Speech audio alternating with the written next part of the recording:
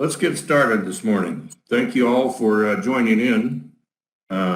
We've done this every year except last year. We have a Columbus Day event where we invite the public in. And the first thing we do is we go through Civics 101. We talk about how a bill becomes law in the state of Kansas.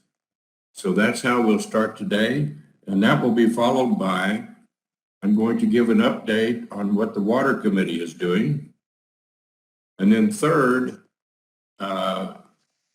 people have asked me about the Constitution, and you can go read the Constitution, do all that on your own, but I've been alarmed by the misuse of terms that are in the Constitution and as well as our state constitution. So I'll go through some of those terms that I've done some research on. So with that, let's get started. Normally on Columbus Day event like this, we will move over from the committee room over to the House chamber. And we will normally have a guest speaker. Well, that guest speaker today is me. I've been asked to give a bit of an update on where we are with water.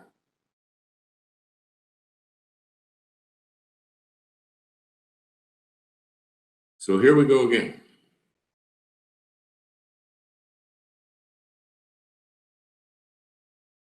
I have been pestering leadership for a couple of years about we need to do something about water in the state of Kansas. And I was chair of the Agriculture Committee. And he called me November last and he said, you've been pestering me about this, so I'm creating a committee called Water Committee, and I'm putting you in charge of it. And you have 2 years to solve the problem. I did not know what I was getting myself into. But I was visiting with some friends about this, and this lady mentioned, a real good motto or slogan for this would be to stop the drop. So I'm going to keep it. I like it. In both, we want to stop the drop in both the aquifers and the dam capacities, which are a problem, and I'll share that with you. So how complicated is this issue? Each color represents a different office or agency that has something to do with water. There are 16 of them.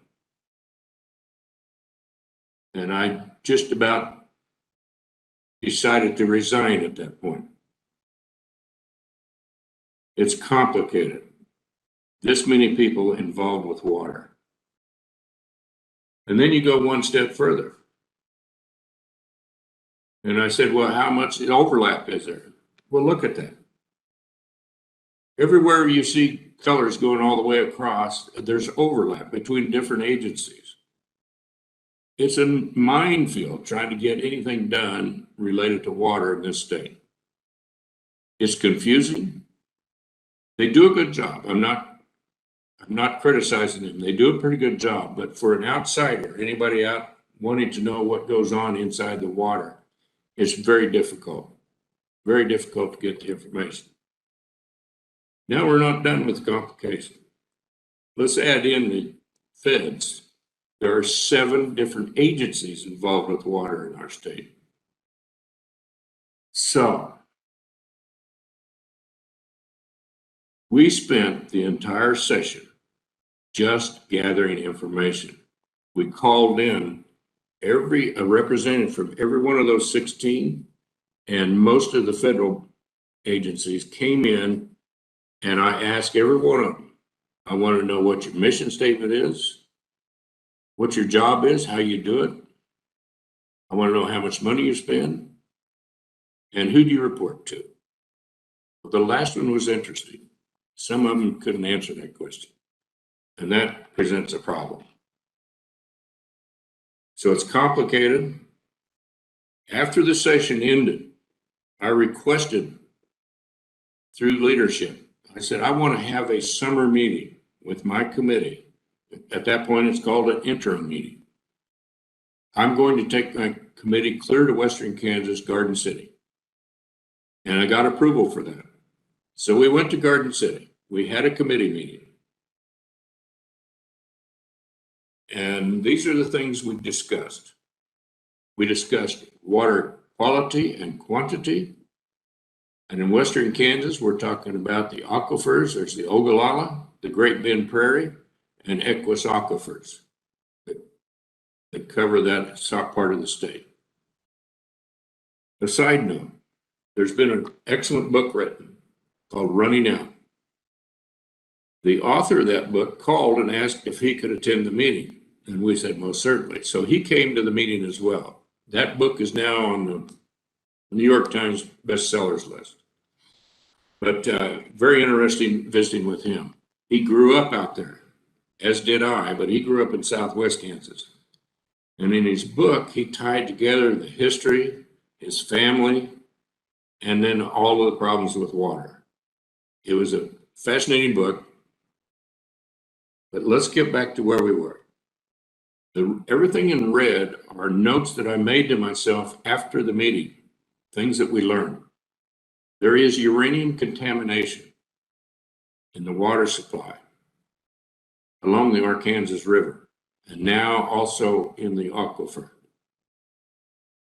We went and visited the uranium removal plant in Lakin, Kansas. They identified the uranium there and they had to get rid of it. They spent $6 million, so their water is expensive out there now. They removed the uranium. They had to dig a well over 6,000 feet deep. So that uranium then is injected back into the earth below the rock layers, so it never gets back into the water supply. But what we found, there is a depletion of the aquifer, so we're depleting the water reserves that we have in western Kansas, and southwest Kansas is probably in the worst shape right now. The depletion is critical in some areas. There are some what are called locally enhanced management areas, LEMAs, that are demonstrating conservation techniques that are dramatically slowing the depletion. We visited a technical farm. They're small in number, but these folks have volunteered to try some experimentation on their farms. They place a probe down into the soil 48 inches deep. And we're talking about irrigators now. And on their phones, their iPhones, their smartphones, they can control when that water goes on, when it turns off. And the probes tell them what area is ideal for the growth of that crop, this much water. And they have been able to slow up to 20, in some cases up to 40% of their water usage and demonstrate not only better yield, but more profit. So that we need to highlight all over that area of the state so that we can get everyone involved in it. Now we think Eastern Kansas, nothing to worry about here, but that's false.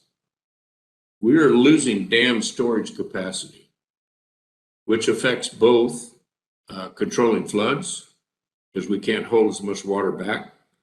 It also is affecting how much water is available to move on down for those cities that use that water. And that could become a problem, because where's all the growth in our state? It's between Saline and Kansas City. And so that population, and now we have to worry about businesses too. People that want to locate to our state, they want to know about the future of the water and will we have enough? So let me say one thing first here before we go any further. There is no blame to be cast out. At the time all the water rights were given, nobody knew that supply would go away, but it has dropped significantly. So we have to deal with it. We're not going to blame people, we're going to deal with it.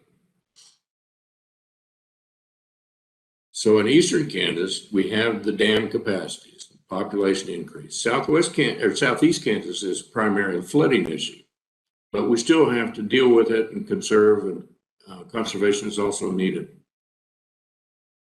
Let me stop right there and see if we have any questions.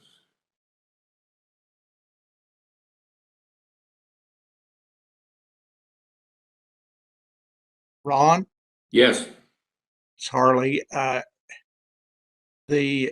guess the one issue I was involved with was I think all of the reservoirs you're talking about, mostly Corps of Engineers, the bigger ones. The water we're taking out is what was provided for sediment storage. The flood protection comes from where the spillway is up, and all of those are just fine. I know this came up, the uranium thing came up in Pittsburgh, and the bottom line is they built a water supply reservoir. Am I wrong now we are using these sediment pools for water, but that's not what they were designed for. They were designed for flood control and for water consumption. They were designed for both. And in some cases, some of them also have hydroelectric production as well, which is non-consuming. There's something else I was going to say and I forgot. I have spoken with law professors that their whole life is water law, and also a practitioner of law in Western Kansas that practices only water laws. And all of them tell me, do not mess with the Kansas water laws. You may tweak it, but don't be changing it. Kansas is recognized as having some of the best water laws in the country. And I need to further explain that just a bit. Our state you have the right to use the water. In other states, you own the water. Let's say, take Texas, for example. They have their law says you own the water beneath your property. And so some of those folks down there are pumping that water to cities nearby or wherever. They're selling that water, which is depleting the aquifers rather rapidly. But in Kansas, you have the right to request to use that water, and we can regulate it, which other states cannot because the way their laws are written. That's changed their constitution and rewriting laws. And you can imagine how difficult that would be in some of those states. But we have good laws. May tweak it a little bit, but we're not going to mess with it. I've been warned many times. But well, let's move on. We have localized situations. Saline contamination is what you'll see in the press and some documents.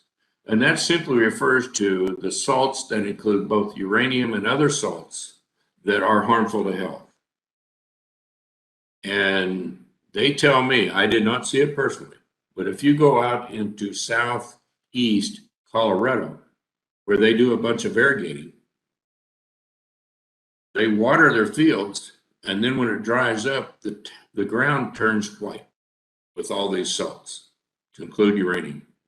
And then when it does rain, it goes to the Arkansas River and then down into Kansas. And that's becoming a problem. Lakin was the first to find it. They dealt with it. The next town next to them, with only 300 people, they found uranium in their water. Lakin stepped up and said, we will provide you water. So they're putting in a water main all the way over to Deerfield. But we have to be aware, the next town in that line is Garden City. So we will be dealing with a fairly large problem here at some point.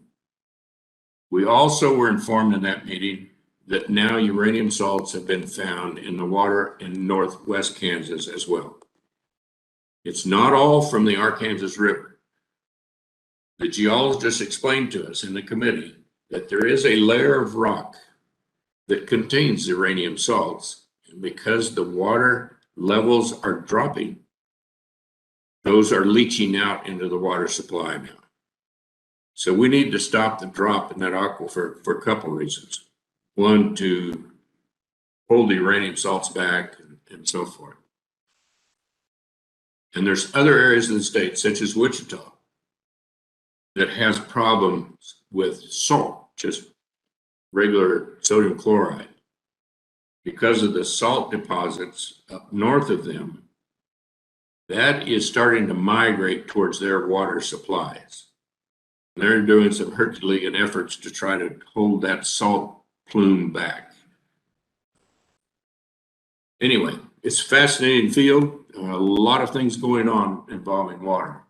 Now, number 2 here, we have wildlife preserves versus agriculture endeavors.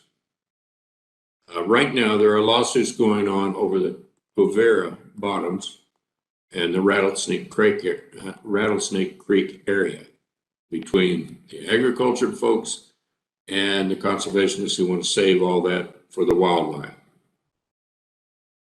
As a committee, we will not be dealing with that because it's in the court system now.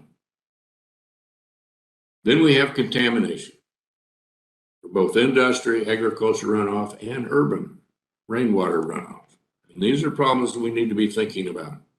And that is a constant process, and there is an office that watches all of that.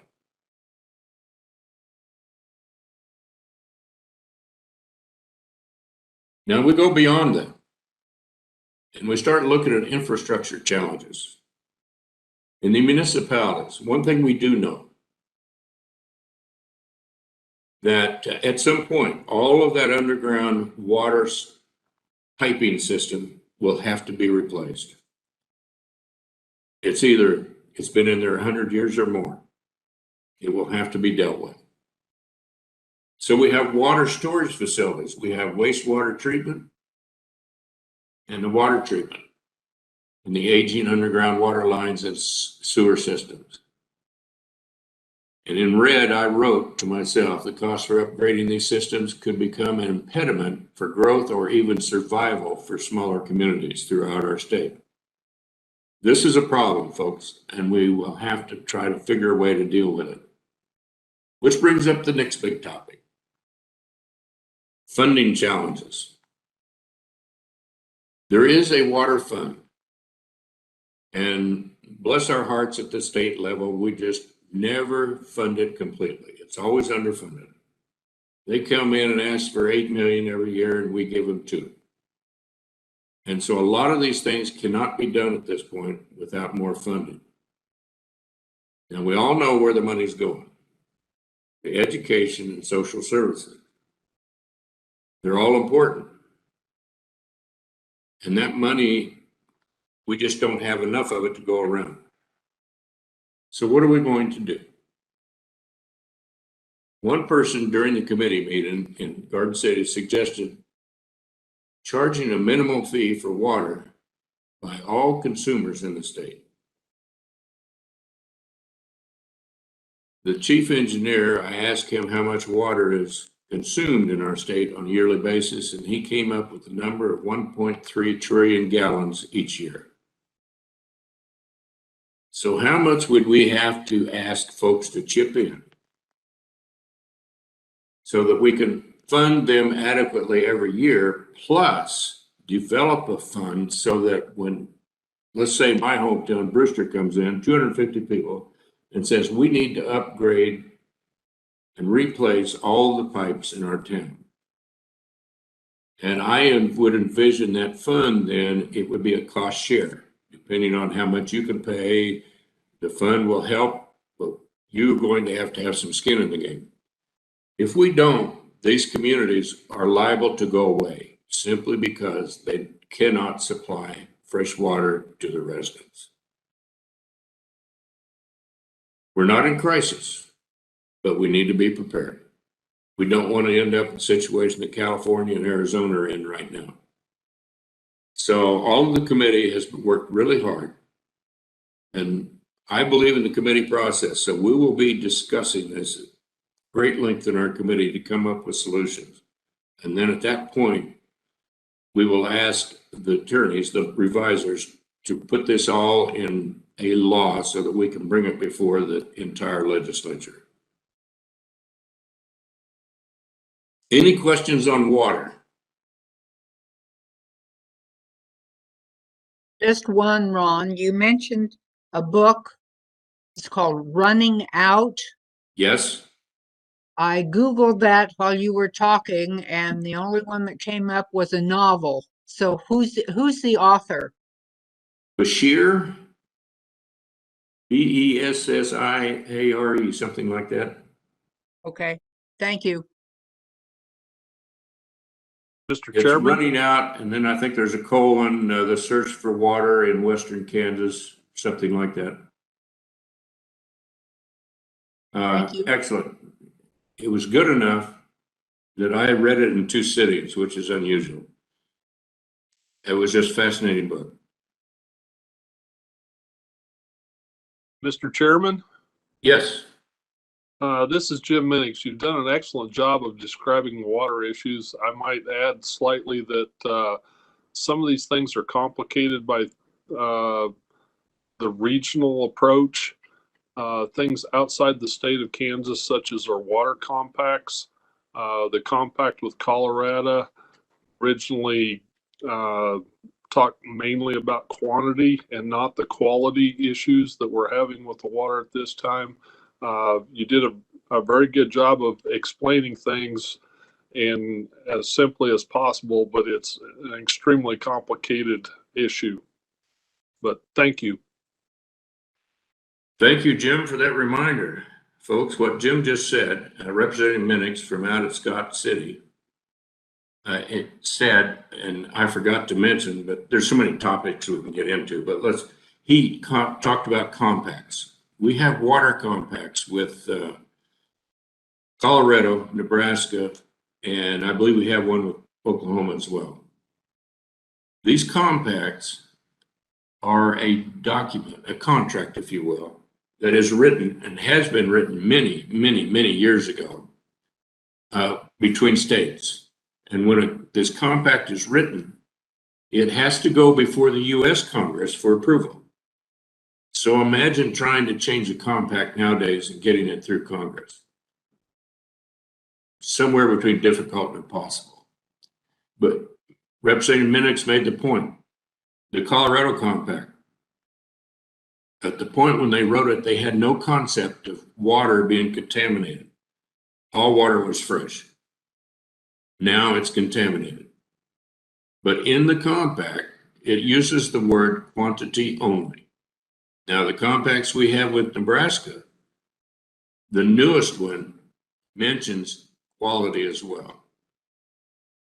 So those are important distinctions, but there are a lot of people trying to work within the compact to get this done without having to go through Congress. We'll see how it goes. There may be a lawsuit at some point. Our state suing their state. You know how that goes. We just settled the ones with Colorado and Nebraska just recently. Anything more on water before we move on? Seeing none. Ron?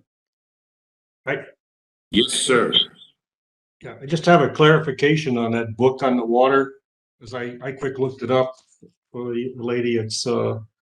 It's called Running Out in Search of Water in the High Plains. It's Lucas is the first name of the individual. The SSI on Amazon for $20 hardcover. That's it. Right. That's it. That's it. Excellent book. Excellent book. He's a professor of anthropology at the University of Oklahoma. But he grew up in that part of the state, and it's a fascinating read, and he really outlines the problems there, and it's great. I wholly recommend it. I can't say enough about the author and his book. And he's offered to help us write how we're going to educate the public on this issue. You know, some of us straightforward, but we need to talk about this with the public in a manner that is easily understood, but not frighten people, if you know what I'm saying. We have to handle it carefully, but we need to bring awareness.